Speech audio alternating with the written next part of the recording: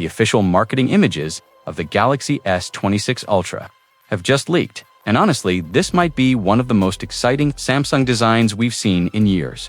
Because at first glance, it doesn't just look new, it looks confident, these images. Straight from Samsung's show, a phone that feels refined, intentional, and bold, especially with this redesigned camera module that instantly gives flagship energy.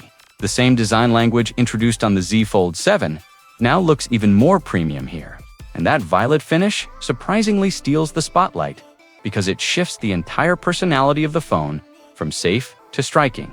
And while design is subjective, this one genuinely feels like Samsung finally taking a creative risk that actually pays off. The front renders of the entire S26 lineup also reveals some subtle but important changes, like a color-matched frame paired with a darker S Pen that now locks into the corner with a single orientation, making the whole experience feel more deliberate. The softer edges compared to the S25 Ultra should noticeably improve comfort in the hand, while the phone itself is thinner, even though the camera bump is larger due to upgraded lenses with bigger apertures, which means better light intake, improved low-light video, richer colors, and stronger background separation, especially on the 5x periscope zoom. According to Ice Universe, the selfie camera punch hole is slightly larger to allow wider selfies, and while the bezels appear marginally thicker, it's something you'd only notice if you were actively looking for flaws. Color options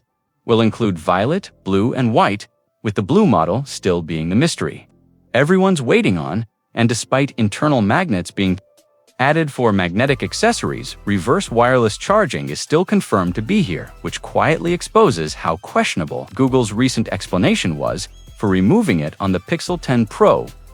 Bluetooth on the S Pen, however, almost certainly isn't returning, as there's zero evidence, and Samsung has already been scaling back those features elsewhere. And while we don't yet know if the titanium frame remains, what we do know is that the base Galaxy S26 finally starts at 256 gigabytes of storage without a price increase, although pre-order perks like free double storage might be gone this time around. And when you add all this together, the S26 Ultra doesn't feel like a safe upgrade. It feels like Samsung recalibrating what an Ultra phone should be